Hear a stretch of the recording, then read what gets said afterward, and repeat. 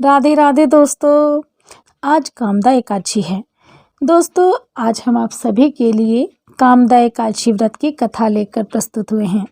तो चलिए बिना देर किए सुनते हैं कामदा एकादशी व्रत कथा। धर्मराज युधिष्ठिर कहने लगे कि हे भगवान, मैं आपको कोटि कोटि नमस्कार करता हूँ। अब आप कृपा करके चैत्र शुक्ल एकादशी का महात्म्य कहिए।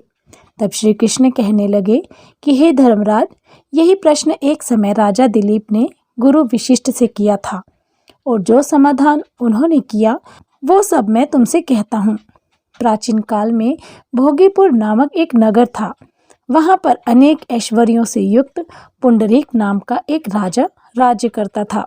भोगीपुर नगर में अनेक अप्सरा, किन्नर तथा गंधर्व वास करते थे।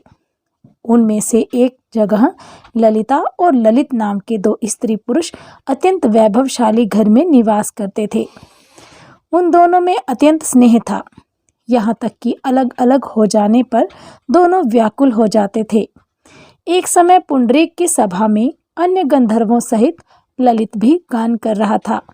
गाते गाते उसको अपनी प्रिय ललिता का ध्यान आ गया और उसका स्वर भंग होने के कारण गाने का स्वरूप बिगड़ गया। ललित के मन के भाव जानकर कारकोट नाम के नाग ने पदभंग होने का कारण राजा से कह दिया।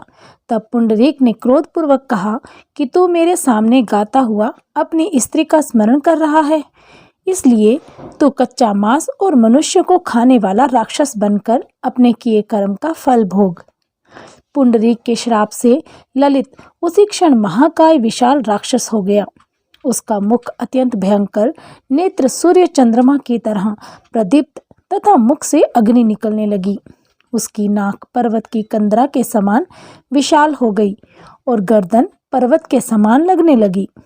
सिर के बाल पर्वतों पर खड़े वृक्षों के समान लगने लगे तथा भुजाएं अत्यंत लंबी हो गईं।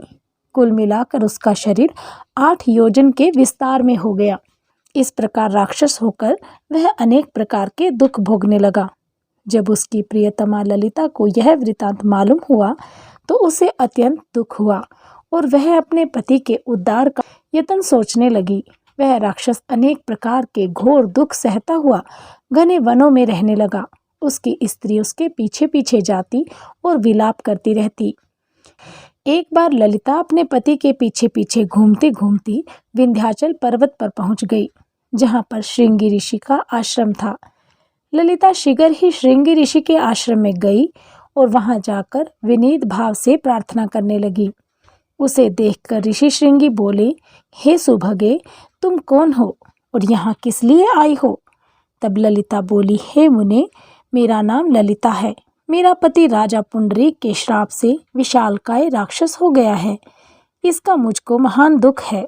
उसके उद्धार के लिए कोई उपाय बताइए। तब श्रृंगी ऋषि बोले, हे गंधर्व कन्या, अब चैत्र शुक्ल एकादशी आने वाली है, जिसका नाम कामदा एकादशी है। इसका व्रत करने से मनुष्य के सब कार्य सिद्ध होते हैं। यदि तू कामदा एकादशी का व्रत कर उसके पुण्य का फल अपने पति को दे तो वह शीघ्र ही राक्षस योनि से मुक्त हो जाएगा और राजा का श्राप भी अवश्य में शांत हो जाएगा।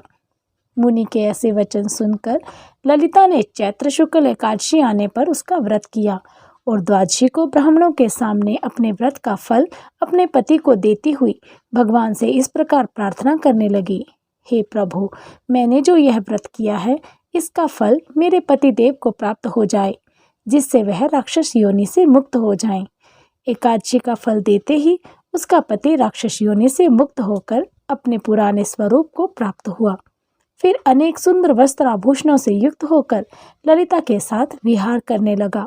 उसके पश्चात वे दोनों विमान में बैठकर स्वर्गलोक को गए। विशिष्ट मुनि कहने लगे कि हे राजन, इस व्रत को विधि पूर्वक करने से समस्त पाप नष्ट हो जाते हैं तथा राक्षस आदि की योनि भी छूट जाती है। संसार में इसके बराबर कोई और दूसरा व्रत नहीं है। इसकी कथा पढ़ने या सुनने से वाजपेयी यज्ञ का फल प्राप्त होता है। बोलिए श्रीमन नारायण भगवान की जय। लक्ष्मी नारायण भगवान की जय। शांताकारं भुजंगशयनं पद्मनाभं सुरेशं विश्वाधारं सदृशं मेघवर्णं शुभांगं लक्ष्मीकान्तं कमलनयनं योगिविरध्यानगम्यं वन्दे विष्णुं भवभयहरं सर्वलोकैकनाथं सर्वलोकैकनाथं। बोली श्रीमन्नारायण भगवान की जय।